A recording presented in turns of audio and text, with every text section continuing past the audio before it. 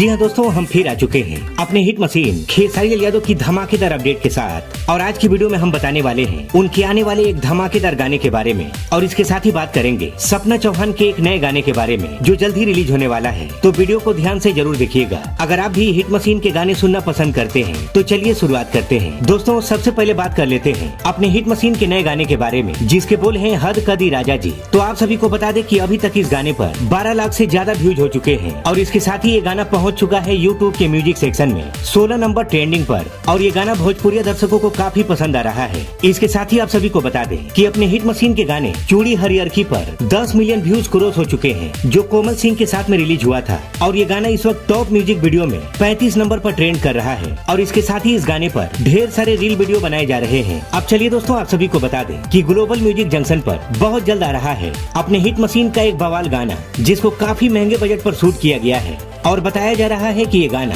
अगले महीने यानी सितंबर में रिलीज किया जाएगा, और इसका बहुत बड़ा इवेंट भी होने वाला है। और वहीं अगर बात करें सपना चौहान के नए गाने के बारे में, तो पार म्यूजिक पर उनका गाना बहुत जल्द आ रहा है, जिसके बोल हैं जराइब गोतीन के, और इसे गाई है शिल्पी राज ने। तो इसी के साथ मिलते हैं अगली वीडियो में। तब तक के लिए जय हिंद, जय भोजपुरी।